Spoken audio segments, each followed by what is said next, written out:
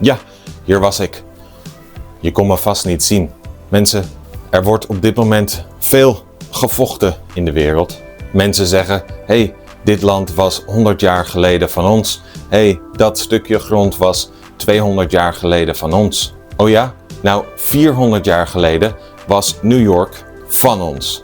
Dat was 400 jaar geleden niet New York, maar Nieuw Amsterdam.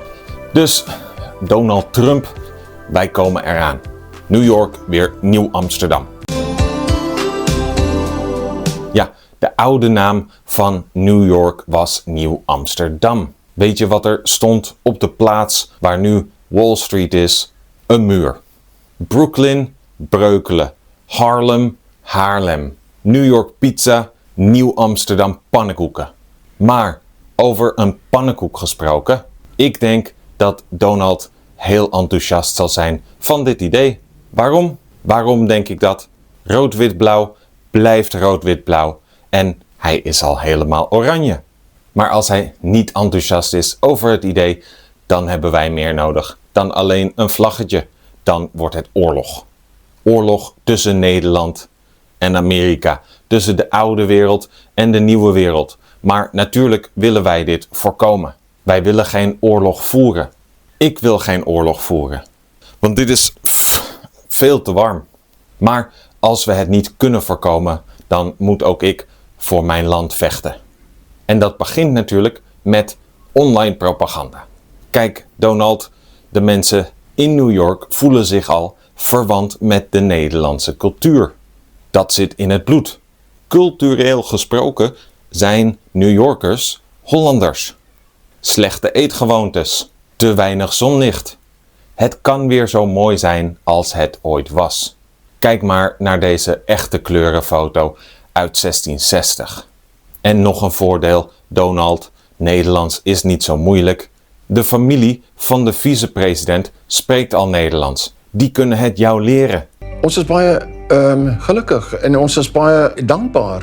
Elon het nooit gedink hy gaan geld maak uit hierdie SpaceX. Hy het gedink dis maar net 'n ding waar hy gaan geld verloor. Maar vandag die waarde van SpaceX omtrent 500 biljoen. Maar ja, als Donald en Elon dus niet goed reageren op deze propaganda, dan moeten we toch oorlog voeren.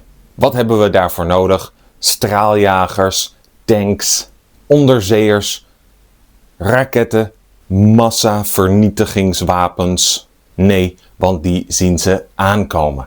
Ik denk dat wij onconventioneel oorlog moeten voeren. We laden onze soldaten in een 17e eeuws schip en dat laten we achter als cadeau aan de kust van Orange County. En als de mensen van Orange County dan 's nachts feest vieren omdat ze zo blij zijn met dit cadeau en een oranje man aan de macht, dan komen de oranje soldaten, de Nederlandse soldaten, uit het schip om overal de Nederlandse vlag te planten.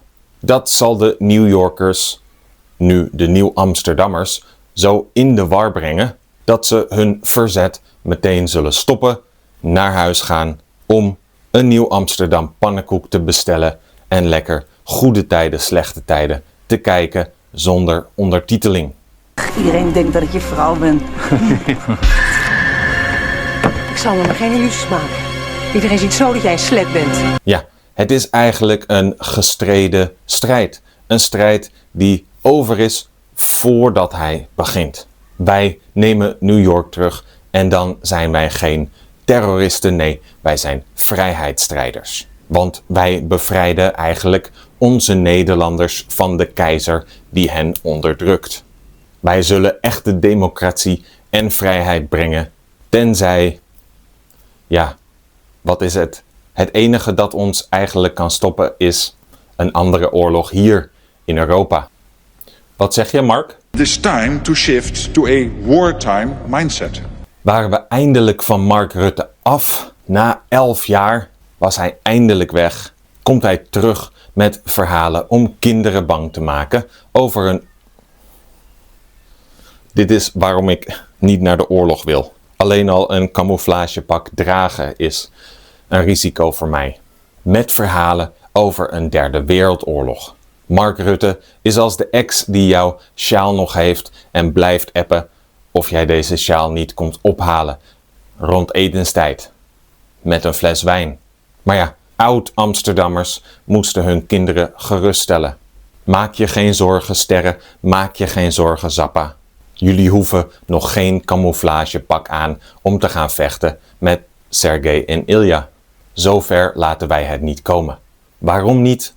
Never forget. We vergeten nooit wat er is gebeurd in de vorige oorlogen. Want jij weet toch ook nog hoe de laatste Tasmaan op Tasmanië tot een portemonnee werd gemaakt?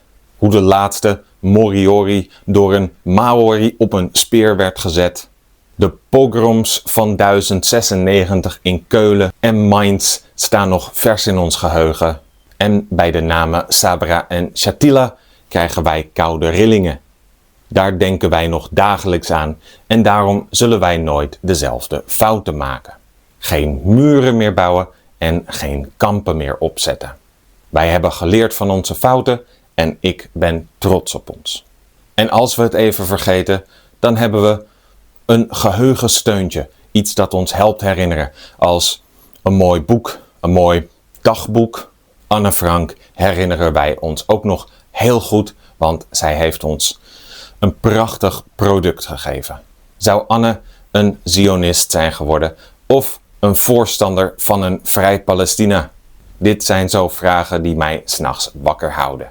Ja, ik kan eigenlijk de laatste tijd niet altijd goed slapen.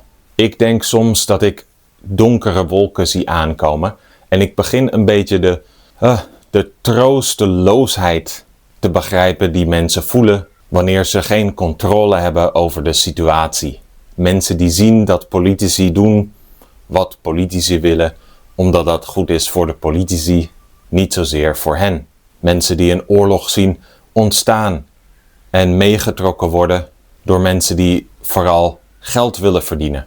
Want geld is ook heel belangrijk. Waarom denk jij bijvoorbeeld dat politici geld proberen te sparen op organisaties, landelijke organisaties? Is dat A, omdat ze meer geld willen besteden aan zorg en educatie? Of is dat B, omdat ze een betere infrastructuur willen laten bouwen? Of is het C, om een belastingvoordeel te verlengen voor de allerrijkste mensen die ze aan het presidentschap hebben geholpen? Een belastingvoordeel dat ze de vorige termijn hebben ingesteld en dat verloopt in 2025. Ik heb geen idee wat het antwoord is. Wat ik wel weet is dat ik het druk ga krijgen met mijn project Maak New York weer Amsterdam. Mniwa.